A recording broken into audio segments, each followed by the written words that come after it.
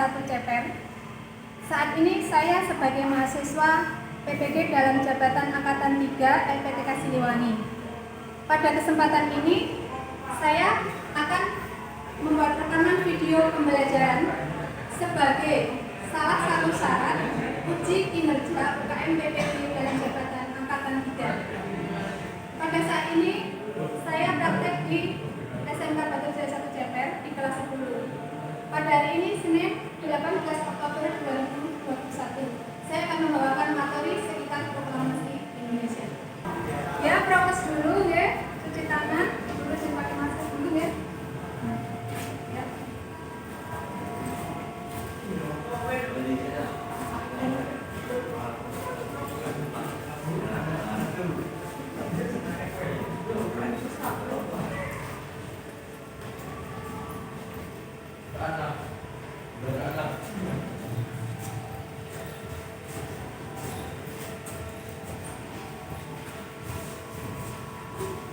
Ya.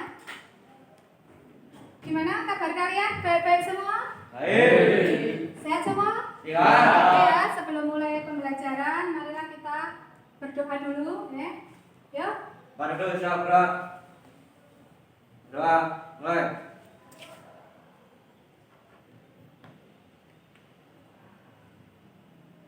Besar.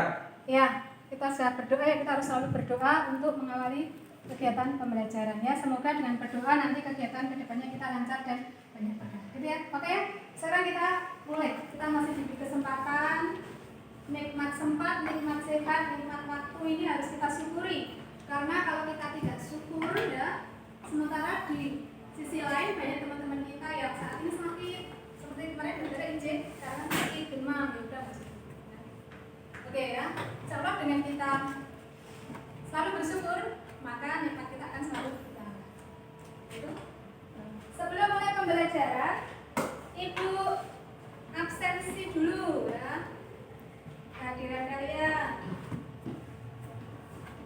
Ya. Muhammad Nur Ilham. Oke. Ugo. Oke. Ugo. Adi. Arjun Dwi Saputra. Christian Ferry. Damar Jati. David Ardiansyah.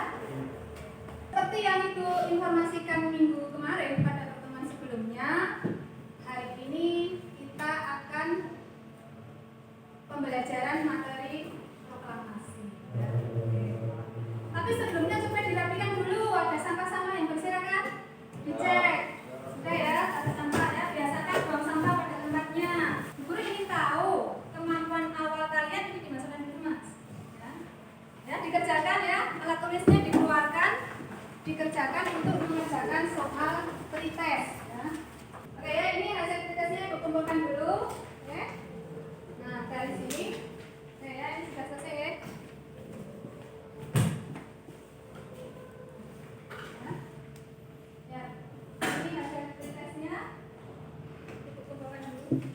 Kalian masih ingat materi sebelumnya, ayo.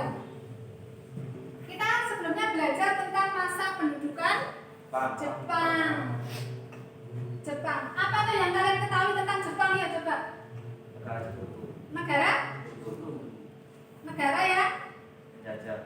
Sempat menjajah, oke betul. Pendapat lagi aja apa? Yang kamu ketahui tentang Jepang apa? Ya? Negara maju ya. Nah, kapan tuh Jepang datang ke Indonesia? Kemarin bulan lagi. Bulan Maret tahun 42. Iya, tahun 42 ya. Berarti Jepang itu sempat menduduki Indonesia berapa lama? 3,5 tahun, pinter, berarti masih ingat semua. Terus pada waktu itu Jepang kok mudah diterima ya? Kan sebelumnya kita sudah pernah belajar tentang kolonialisme Eropa di Indonesia. Jadi kita semua sudah tahu sebelumnya Indonesia itu dijajah oleh Belanda. Terus Jepang datang, Belanda tersingkir. Kok Jepang juga mudah diterima kenapa?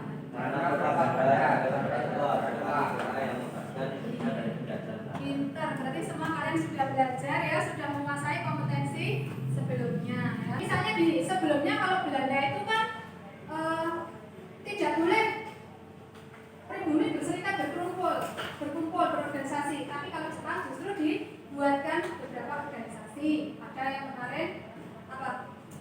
Jinkai ya, Senin dan Ribu dan Heiho ya, Jinkai ya. Terus tujuannya apa sebenarnya? Tujuannya sebenarnya ketika Jepang mendirikan beberapa organisasi untuk mewadahi ya, kelompok-kelompok pribumi ini, tujuannya sebenarnya untuk memenangkan Jepang. Kenapa? Karena dalam organisasi itu Jepang memberikan bekal pelatihan militer. Dengan pelatihan dasar militer diharapkan nanti penduduk pribumi ini bisa membantu untuk kepentingan Jepang menang gitu. Saya setuju itu karena seperti contohnya kelompok Belanda gitu, Soekarno, Hatta, Mas Bajo dan sebagainya. Karena mereka berpedoman bahwa Jepang itu menawarkan kemerdekaan. Dek, aku ke Korea ini membantu gue, kita tak bantu biar cari jadi merdeka oleh aku. Berarti ya sopo sing lagi itu kan. Akhirnya ada kelompok tertentu yang setuju lalu Jepang kooperatif ya. Karena pengen ditawari merdeka. Terus kira-kira benar nggak mereka itu menjanjikan memerdekakan Indonesia? Kompetensi dasar yang akan kita pelajari, okay? Menganalisis peristiwa proklamasi kemerdekaan dan maknanya bagi kehidupan sosial, budaya, ekonomi, politik, dan pendidikan bangsa Indonesia. Ya. Ini apa, Mas? Nggak boleh pakai aksesoris, saya dilepas. Jadi aturan kita, siswa sekolah tidak boleh pakai aksesoris, ya. Nggak pantas saya dilepas, ya. Jangan dulu lagi, ya. Lagi, ya. Nanti diambil di BP, ya. Nanti kalau kan diambil di BP tidak boleh laki-laki pakai aksesoris ya. Tujuan pembelajaran apa yang akan kita pelajari hari ini ya? Kalian perhatikan.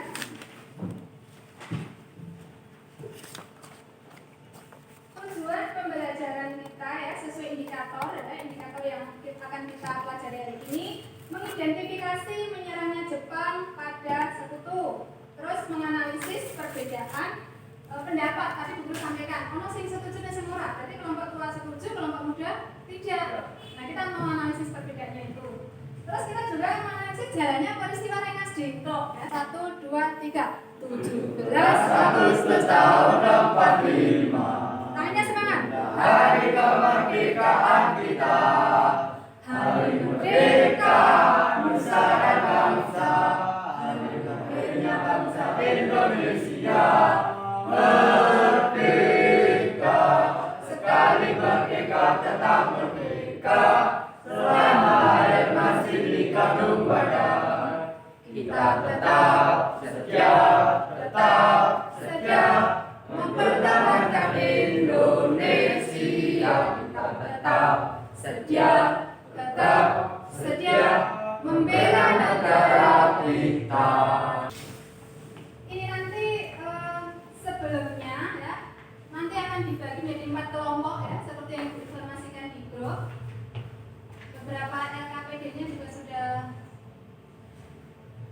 kalian berikan. Nah, sekarang coba ini gambaran masyarakat Jepang pada waktu itu.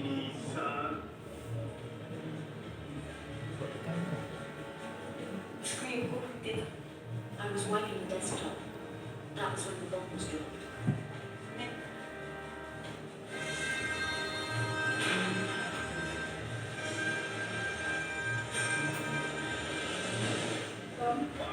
Jadi tentara sekutu yang akan bom Jepang. Saat membawa bom bomnya lepas.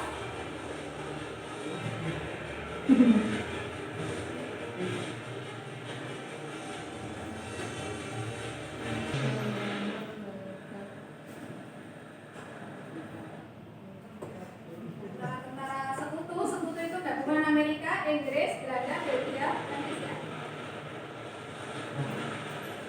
Apa dahsyatnya ini?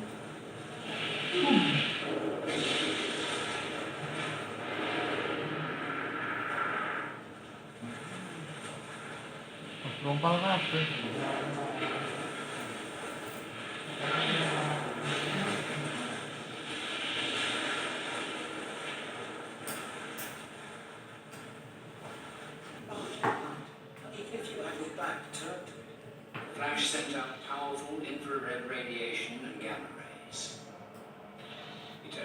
powerful shockwave which moved at the speed of sound.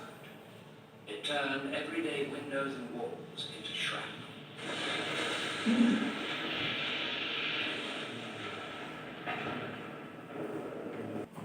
Nah, tadi Bu Guru sudah tayangkan film pengeboman Hiroshima. Hiroshima itu suatu kota di Jepang yang di situ pusat pusat senjata, pusat perlengkapan perang Jepang. Jadi yang dituju, yang dibidik oleh tentara sekutu itu mau dihancurkan itu Hiroshima dulu. 3 hari kemudian ada lagi peristiwa-peristiwa penting menjelang proklamasi. Apakah yang terjadi di Indonesia menjelang proklamasi itu ya? Kalian bisa simak ya di buku paketnya, juga modul yang sudah kalian bawa ya. Di situ kalian bisa perhatikan dari handphone yang sudah diberikan ya. Nah, kalian sudah pelajari toh? Nah, kita mau melihat persiapan menuju kemerdekaan. Nah, jadi Bu Guru sudah pernah sampaikan, Jepang datang ke Indonesia itu Maret 42. Awalnya ngebom Hawaii dulu ya kan, ngebom Hawaii, terus ke barat ke melalui Sulawesi Utara, Kalimantan ya, Kalimantan Timur, terus ke Sumatera, ke Jawa. Jadi Jawa dari dulu sudah menjadi pikiran. Dari situ coba perhatikan apa istimewanya Jepang, Mas.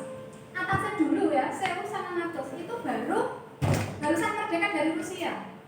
Tapi dia begitu disiplinnya keras ya, disiplin ketat, bekerja yang sangat luar biasa, pengen merubah nasib, belajar, tekun, mengembangkan teknologi, bisa menyusun kekuatan, pengen mengalahkan sekutu. Padahal sekutu itu gabungan dari Rusia, Inggris, Amerika, Belanda, ya, negara-negara yang besar, kaya, sumber, pinter. Padahal Jepang negaranya cilik, sumbernya terbatas, tapi mengapa bisa mengalahkan sekutu? Nah, ini harus kalian garis bawahi. Pasti ada sesuatu dari Jepang. Dan kalian ya, kita semua harus belajar dari mereka. Sama seperti dulu Bu Guru juga memakai ketika kolonialisme ya. Londo, Belanda itu dulu kan negara budak di Eropa. Dia datang ke sini belakangan, tapi mengapa dia bisa menguasai Indonesia 350 tahun? Berarti ada sesuatu dengan Belanda kan? Iya. Berarti kita harus belajar dari mereka tentang apa toh strategi mereka yang penting. Mereka bisa merubah nasib sedemikian rupa, gitu ya. Jadi kita belajar sejarah itu kan memang belajar hikmah-hikmah yang peristiwa sudah berlalu untuk diambil nilai positif untuk meningkatkan kita, ya, untuk memajukan bangsa dan negara kita, ya, untuk mempertahankan eksistensi kita di persatuan global, gitu ya. Nah, Jepang awalnya masih terjajah, merdeka baru 30 tahun sebelumnya, tapi kok bisa maju, berarti dia ada sesuatu. Dan saat ini kita tahu Jepang itu negara maju, negara kaya, dia menguasai teknologi. Ada nggak yang di sini yang tidak pakai produk teknologinya Jepang? Motor kalian apa, Le? Honda, Yamaha dari mana? Jepang semua, ya. Terus belum teknologi yang lain ya, dari segi kedokteran, ilmiah semuanya mereka sangat maju. Berarti disiplinnya sangat kuat untuk belajar. Bahkan beberapa perusahaan manufaktur yang lain itu kelihatan sekali memang luar biasa. Nah, terus ketika Jepang menduduki Indonesia ya, mengusir Belanda dari Indonesia 42, nah, sekitar 2 tahun sesudahnya ya, itu ada beberapa peristiwa yang mulai. Tapi ya kita kan tahu sekutu atau muslim, sekutu itu tadi kan negara yang besar maju, tentu saja mereka juga berjuang berusaha caranya balas dendam ke Jepang kan gitu ya. Nah sehingga pada tahun 44, tadi 42 menguasai Indonesia toh, 2 tahun setelahnya tahun 1944 Jepang itu sudah mengalami beberapa kekalahan di beberapa daerah. Di Kepulauan Saipan itu sebelah timurnya Kepulauan Hokkaido ya, Tokyo itu sudah dikuasai sekutu. Saya bisa bahwa aku saudaramu tuh benar-benar pengen memerdekakan kamu, jangan khawatir. Pada bulan Maret tahun 1945 itu ya, Umaki Chiharada mengumumkan pembentukan Dokuritsu Zumbi Chosakai. Ya, jadi apa itu? BPUPKI. Jadi itu bukti. Mungkin Indonesia ini nak rata gawe ke sesuatu, kok maju. Nah, akhirnya Jepang berinisiatif gawe BPUPKI Dokuritsu Zumbi Chosakai. Artinya apa? Badan penyelidik usaha-usaha kemerdekaan. Iya, tepat sekali. Jadi itu suatu lembaga, suatu badan dipakai untuk menyelidiki usaha-usaha. Arah merdeka itu, apa merdeka begitu saja? Tidak, harus ada persiapan kesiapannya gitu maksudnya ya. Dalam BPUPKI itu Jepang merekrut beberapa tokoh-tokoh Indonesia ya, dan juga tokoh Jepang ya. Jadi bukan hanya Indonesia saja ya, tapi tetap didampingi Jepang tersebut. Nah, terus itu pada bulan Maret 42. Terus pada April 45, terus pada April 45 kalian simak di situ. Terauchi ya yang berkedudukan di Vietnam, jadi itu pimpinan militer ya berkedudukan di Vietnam. Jadi yang dikuasai Jepang itu bukan hanya Indonesia, ada beberapa negara Asia Tenggara seperti Vietnam ya, daerah gitu kan. Itu di bawah kekuasaan Jepang. Indonesia yang tokohnya waktu itu Dr. Rajiman sebagai ketua BPUPKI-nya dengan ditambah Soekarno dan Hatta dipanggil ke Vietnam ya, oleh Kumail dilantik, diberi briefing, diberi pengarahan, diberi penjelasan gitu ya. Terus kalian simak di situ apa yang dijanjikan oleh Jepang dari pembentukan BPUPKI itu. BPUPKI beberapa kali sidang ya, membuat perangkat-perangkat negara memerdeka itu kan butuh dasar, butuh undang-undang ya. Nah, kalian simak di situ yang pertama kali disidangkan dari BPUPKI itu pembentukan dasar negara. Sidang pertama tanggal 29 Mei sampai dengan 1 Juni itu menyusun dasar negara. Ada 3 tokoh yang mengajukan konsep dasar negara. Ya. Di situ ada Moh Yamin ya, terus Mr. Supomo ya, dan Insinyur Soekarno. Moh Yamin pada tanggal 29 Mei itu mengajukan usulan dasar negara Indonesia pun merdeka dasar ya. Konsep-konsep itu ada 5 itu dibuka di buku paketnya. Apa itu Den? Ya, yang pertama itu peri kebangsaan ya, peri kemanusiaan, peri ketuhanan, kerakyatan, dan kesejahteraan rakyat. Ada 5 konsep dasar Moh Yamin. Terus 2 hari berikutnya pada tanggal 31 Mei 1945 sidang yang pertama BPUPKI ya, Mr. Supomo juga mengajukan konsep dasar negara.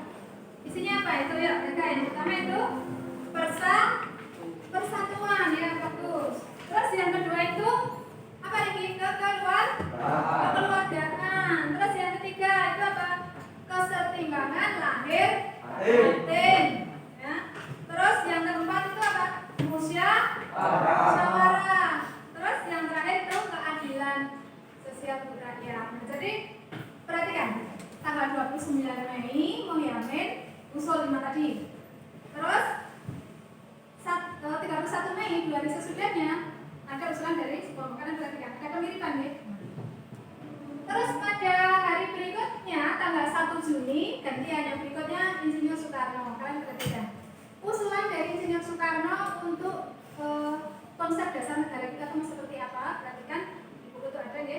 Yang pertama itu ada kebangsaan ya. Kebangsaan ya, jadi kalian lihat Soekarno itu kan tokoh yang dari ketika Sumpah Pemuda ya, itu kita pelajari itu tokoh yang nasionalismenya banget. Jadi makanya dia mengedepankan kebangsaan satu urusan negara itu nomor 1 yang pertama. Kalian perhatikan bedanya kan itu. Terus yang kedua Indonesia ya, yang mau kita pakai sebagai dasar kalau kita merdeka. Oke. Jadi kalian perhatikan dasar satu. Setelah itu ya, sidang-sidang berikutnya itu BPUPKI mengalami reses. Reses itu suatu masa istirahat panjang sidang. Tetapi selama masa reses, masa istirahat itu BPUPKI sudah membuat tim kecil, panitia kecil, misalnya panitia inti bagi siapa gitu ya. Nah dari 62 tadi diwakili 9 orang panitia kecil ya, 9 orang. Di situ ada Insinyur Soekarno ya sebagai ketuanya ya. Terus ada Muhammad Hatta, jelas ini 2 yang selalu berdampingan ya. Terus ada Muhammad Yamin yang tadi mengusulkan pada sidang pertama ya, konsep dasar yang pertama tanggal 29 Mei tadi, Muhammad Yamin ya. Terus yang ketiga tempat ada Marasis ya, Abi Kusno. Terus di situ juga ada tokoh-tokoh agama yang terkenal. Ada Hasyim Asy'ari, ada Kaharul Zakar, ada Abu Salim Jakarta. Piagam Jakarta tanggal 22 Juni ya. Itu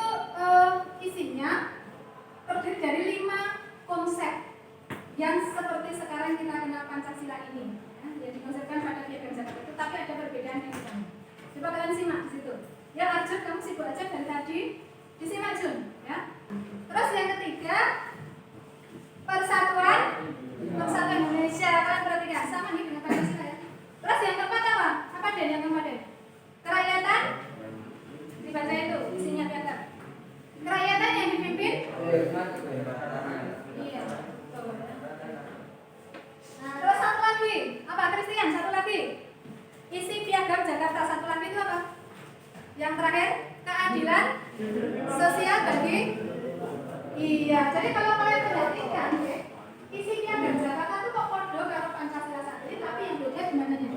Istilah pertama ya. Mengapa itu ada? Karena memang komponen Islam itu lebih besar. Jadi wajar kalau kalian perhatikan kan tokoh 9 tadi ada Pak Jafar, Agus Salim ya, terus Hasyim Asy'ari, terus ada siapa itu? Ahmad Subarjo ya, ada Muhammad Hatta, itu kan tokoh-tokoh dari kelompok Islam yang sangat kuat ya. Nah, jadi wajar idenya seperti itu. Tapi terus dari mereka juga mengambil kebijaksanaan yang sila pertama itu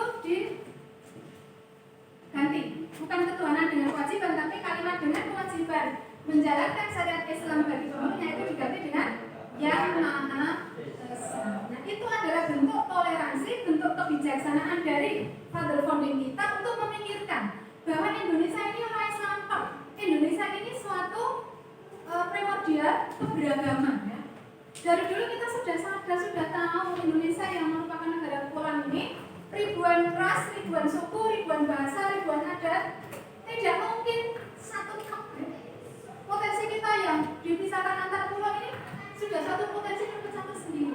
Sehingga kebijaksanaan mereka ambil sila dasar yang pertama ini, ketuhanan yang maha esa. Kita tetap mengakui Tuhan maha esa. Itu maksudnya.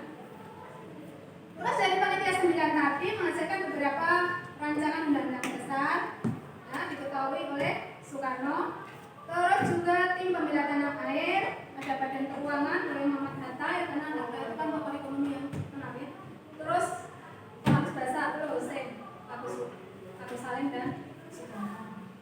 Terus pada sidang yang kedua, sidang lagi ya, tadi kan reses ya, terus 22 Juni ada Piagam Jakarta, terus pada Juli, tanggal 14 Juli itu sidang yang kedua itu sudah menguatkan bahwa konsep itu kita benar kita ngomong kedokteran ya. Nah, itu pada sidang kedua. Mensomasi Jepang, menurut kami. Jepang, mana Joko ini ya, kamu negara kecil, terus wani-wani bombardir Hawaii, kan? Saiki, piye, para bakal menangnya kami, sebetulnya. Saiki ini daripada kota hancurkan, kamu Jepang lebih baik menyerah ke sekutu ini tanpa pertumpahan darah, harus menyerah lagi. Ibaratnya bendera putih. Jadi ada 3 tokoh, Inggris, Amerika dan China, ya. Pertemuannya di Jerman, ya, di Potsdam, mensomasi Jepang. Kamu menyerah lah daripada itu hancur. Terus Jepang bagaimana, mau nggak? Nggak mau. Jepang itu punya harga diri yang tinggi, dia punya semangat yang luar biasa meskipun cilik, kemampuannya terbatas, tapi punya keyakinan yang tinggi, ya. Setelah somasi Potsdam di Jerman tadi ditolak oleh Jepang, ya. Setelah ditolak oleh Jepang, maka betul. Sekutu nggak sabar ini, Jepang ini ngeyel, dikandani kon menyerah, gelem. Akhirnya terjadilah pengeboman lagi, gitu loh ya. Tapi Gubernur sudah berikan film ya tentang pengeboman. Tadi kalian bisa perhatikan bagaimana sekutu menghancurkan Jepang. Yang dipilih 2 kota, Hiroshima tanggal 6 dan tanggal 9-nya Nagasaki. 2 kota penting di Jepang waktu itu. Karena di situ ada gudang senjata, gudang mesin, gudang peralatan perang yang canggih milik Jepang, sehingga dihancurkan oleh Jepang. Setelah itu Jepang bagaimana? Melibatkan Jepang kalah. Terus ceritanya begini. Jepang merasa iki wis dibom, nak sampai dilanjutkan perang lagi, Jepang soyo hancur. Kehancuran masyarakat penduduk bumi soyo merata. Dari bom 2 kota itu aja ya, itu jumlah yang meninggal sudah langsung ratusan ribu meninggal. Terus yang masih hidup yang cacat banyak. Terus ada beberapa dampak lingkungan yang sangat menyedihkan, sangat merugikan pada kehidupan ekosistem. Ya, kamu main apa? Nah, nggak boleh main HP saat pelajaran ya. Oh, tidak boleh main HP, jangan main lagi ya. Ini Ibu Sinta, nanti diambil TTP ya, sama orang tuanya. Berita kekalahan Jepang itu tersebar zaman semono alat komunikasinya radio. Alat komunikasinya radio. Nah, padahal pada zaman Jepang itu ketat. Rakyat Indonesia tidak boleh mendengarkan radio. Jadi saya di radio itu didata. Siapa sapi di radio? Didata. Dari duit, sing itu sebenarnya dana. Didata, nggak pada itu tidak boleh siaran-siaran berita di Indonesia itu hanya yang sampai ke Jepang. Hanya sekitar kebudayaan, pokoknya yang menunjukkan Jepang. Nggak boleh mendengarkan berita dari luar. Tetapi di celah-celah itu ada tokoh kita, tokoh muda kita yang kebetulan tidak setuju, tidak kooperatif dengan Jepang. Namanya Sultan Syahrir itu mendeleki radio yang hutan-hutan. Jadi dia sukanya radio ini di Boma itu yang hutan ya, untuk mendengarkan berita-berita dari dunia. Dia oke. Terus kelompok-kelompok muda tadi ada Syahrir, ada DNED, ada Wikana, ya, ada Soekarni itu mengadakan rapat di ruang bakteriologi, ya, dokter. Hasilnya apa? Itu pada tanggal 15 Agustus. Karena dari BPUPKI ke PPKI, jadi panitia persiapan, jadi kan lebih quick. Nah, kita kalau mau merdeka harus lewat PPKI, karena kelompok begitu. Nah, kelompok muda nggak mau, jangan. Ini Jepang kan sekarang nggak punya kekuatan. Sebentar lagi nanti sekutu datang, nggak sebelum sekutu datang kita harus merdeka, Bu. Tidak bisa. Jadi ada silang pendapat, perbedaan pendapat yang sangat keras antara kelompok tua dan kelompok muda. Di mana kelompok muda menculik kelompok tua, tujuannya ben melepaskan diri dari pengaruh Jepang dan dalam memproklamirkan kemerdekaan. Kelompok tua mulai mikir. Nah, itu ada dua yang diculik ya, Soekarno dan Hatta loh. Terus di Jakarta masih ada Mas Subarjo. Ditemui oleh kelompok muda. Dicari, ini piye Soekarno, Hatta orang ini kok diculik. Terus yang muda, mau ketemu sama Soekarno Hatta? Ya harus nih, hal penting ini. Soekarno dapat seperti ini. Kalau mau menjamin, mau memproklamirkan kemerdekaan, tak pergi ketemu Soekarno. Akhirnya Ahmad Subarjo dari Jakarta ke Rengas Dengklok sama yang muda-muda tadi. Terus di situ mereka berembuk. Waktunya untuk diskusi ya. Disiapkan SKPD yang kemarin. Ya. Oke ya. Didiskusikan ya. Ini Damar ada di sana. Sapi ada di sana ya. Ya. Materi-materi yang sekarang diskusikan ya.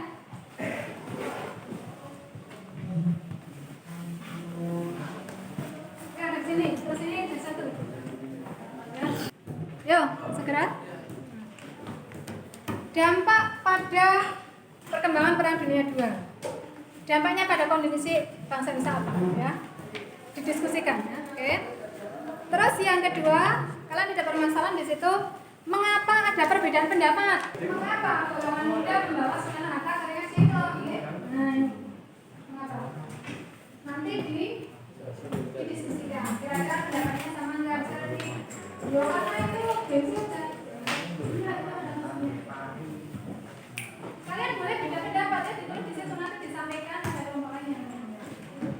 Terus yang terakhir, yang sama aja, ya, mengapa proklamasi diadakan ke Ikada? Diadakan dari Ikada ke Pembangunan Timur, tapi rencananya kan tidak mau Ikada. Ya segera ditulis ya.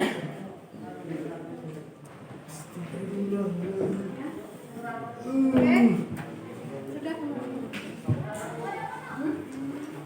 Iya, apa kalian? Oke ya. Waktunya 10 menit ya. Ayo mulai. Kamu mana?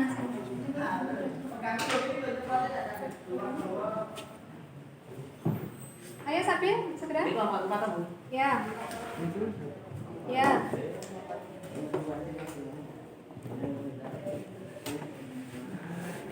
Kalian pakai referensi di buku paket ya, di buku paket pelajaran. Ya.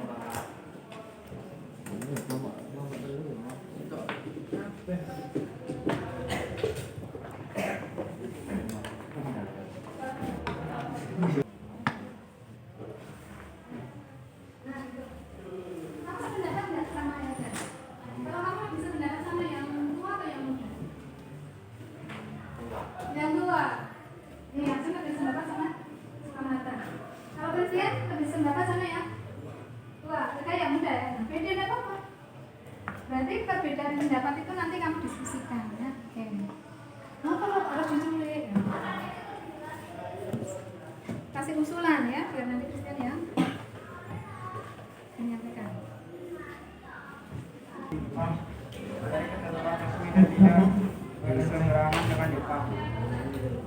Golongan muda tidak setuju dengan sikap itu karena PPKI menunjukkan Jepang akan lebih baik Amerika dengan kekuatan sendiri lepas dari campur. Oke, ya cukup bagus sekali ya. Oke ya, kembali ya dari kelompok tadi sudah disampaikan kelompok muda itu saking semangatnya alasannya juga benar ya. Tidak mau tergantung karo Jepang. Kalau menurut Soekarno lewat PPKI berarti nanti bisa dianggap kemerdekaan kita hadiah Jepang dong. Ya, kita nggak mau. Bahkan muda itu merdeka segera memanfaatkan kekalahan Jepang terhadap sekutu. Kalangan muda membarukan mata karena Jepang alasannya untuk menghindari pengaruh Jepang dalam memperolehkan proklamasi Indonesia. Oke, ya itu kesimpulan yang bisa kita ambil dari materi proklamasi kemerdekaan Indonesia.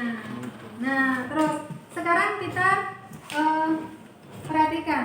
Jadi setelah kita tadi belajar ya dari latar belakang peristiwa-peristiwa yang mendahului, terus beberapa hal yang mengantarkan kita pada proklamasi ya gitu. Terus hikmahnya apa? Apa hikmah? Ya, kita berusaha untuk merefleksi. Hikmahnya apa? Ini soalnya kalian kerjakan ya. Nanti ibu bagi. Oke, semua buku ditutup, ya, ditutup. Hanya alat tulis saja. Coba sampai di mana kemauan kalian? Ditutup, dirapikan, ditaruh ditaruh ya. Soal yang di depan itu ada soal evaluasi gitu ya. Kan ya sudah lumayan ini ya. Nah, jadi dari hasil evaluasi ini nanti ibu koreksi dulu ya. Ibu umumkan di grup ya dengan nilai asli kalian ya, sehingga ibu akan sampaikan hasil belajar kalian hari ini. Oke, kira-kira ada yang perlu ditanyakan lagi? Sudah jelas semuanya? Sudah ya? Sebelum diakhiri, marilah kita berdoa dulu ya. Yuk. Ya, bro. Berdoa, mulai.